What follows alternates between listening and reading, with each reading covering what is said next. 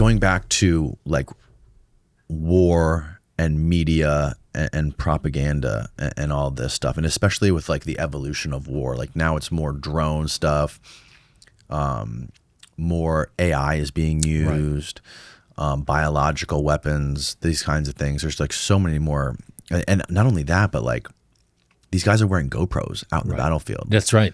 And like killing each other. Yeah. And then executing people, their prisoners, and then like broadcasting that on Reddit or whatever these like little chat apps are. Like, it's just hard to imagine where this goes and how that actually changes war. Do you think it's possible that the idea you can broadcast this stuff live is going to change things when it comes to being able to like maybe analyze it somehow, maybe exploit it somehow, especially when it's uploaded instantaneously versus back in the 80s and 90s. I'm sure it took weeks to get stuff published, right? Sure. Do you think that's going to, what kind of effect do you think like modern media is going to have on these conflicts? Well, I think increasingly technology is out of mainstream media's hands, right? As you talk about, like GoPro, and that's just somebody he can film himself executing a prisoner, and within a few minutes it's online. What I've seen over my career is that being a journalist, being a war reporter, has just become steadily more dangerous as war has become more savage. People who commit war crimes don't want witnesses. And I think war increasingly is all about war crimes. I'll give you an example. In Central America in the mid 1980s, those were vicious wars. The death squads in El Salvador and Guatemala. But foreign journalists could, by taping their cars, with black tape saying TV or Prensa, press, they could actually cross between enemy lines. They could cross over. When the wars in Bosnia, in Yugoslavia, former Yugoslavia, started in Bosnia and Croatia, the foreign journalists tried to do the same thing, and they're actually being targeted. And in less than 10 years, everything had changed. So now you put TV on your car and you're being targeted. So I talked briefly about Chechnya. Chechnya I've been in a lot of situations in war zones where I'm stopped at a checkpoint or a roadblock. I walk up to a group of gunmen and I don't know who they are. They don't know who I am. And there'll be an argument, and that argument is about whether to kill you or not. Chechnya was the first place I was at where there were several times where I saw that argument going on in a language I didn't speak. And it sounds like maybe a semantic difference, but it's actually a huge difference. The argument is whether there's any reason to let you live. The default position is they're going to kill you. So and that was what was so terrifying in Chechnya. I and my photographer got into a number of situations, actually twice with the Russians, twice with the Chechens, where we thought for sure we were going to be executed. And this was in a 3-week period.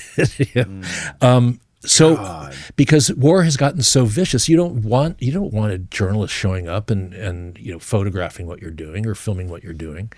So in that way, it's become much more dangerous. It would seem though like these people would want more attention from journalists. Sometimes they do. So I would say in general, government soldiers don't want you to, because if they have any sort of code of conduct in war, they don't want you. They don't want you to be seeing them executing prisoners or shooting civilians and stuff. Right. Yeah, I don't know. It's not a job I would want to do. I can tell you that. Yeah. And I've also heard stories of this one guy who used to be a war reporter for Vice, and he was explaining how he was in Afghanistan in the middle of like a firefight, and he was filming this firefight, and he was like right in the middle of it, and he was like, this weird thing takes over, where like you're so focused on getting that shot, and you're trying to get the perfect shot, and you're in like a life or death situation, and all the fear just dissipates, and you just go into this weird little bubble silo of a world where You're not afraid. The bullets are zipping by your head, but you're getting the fucking best shot that's gonna make your career. And then like you wake up, like the ringing goes away, and you wake up and like, what the fuck are you doing? Get out of here, or whatever. Right.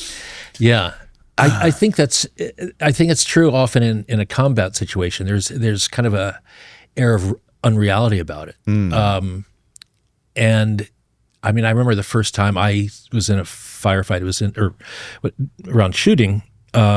Was in Beirut in 1983. I was a kid, and it was almost like I was inside a movie. That's what it felt like. Later, when I was a little smarter and stuff, it didn't feel like that anymore. But the first time I saw it, it was like, wow, this is a lot like a war movie. But it's not. It's pretty different. Talking about the difficulty of this job now. The other thing that's very different now is, and this is not danger, but most places I've gone, I do not go in as a journalist. I just get a normal visa and go in and try to stay under the radar, because that's the kind of journalism I do. I go to a place, I stay for a long time. I'm usually trying to interview just individuals. I'm going to a village and building a story around that. Interviewing civilians? Yeah, often, or I'll be with a rebel group or an army group, but the idea is to kind of stay under the radar of the government, and that's increasingly difficult to do. And governments will just, there's a lot of governments out there. I'll use the example of Egypt. In Egypt, you have to, if you're a journalist, you have to get a press visa to go in. If you don't, the secret police are going to stop you within 10 minutes of if you go outside of the touristic zones, not 10 minutes, 10 seconds.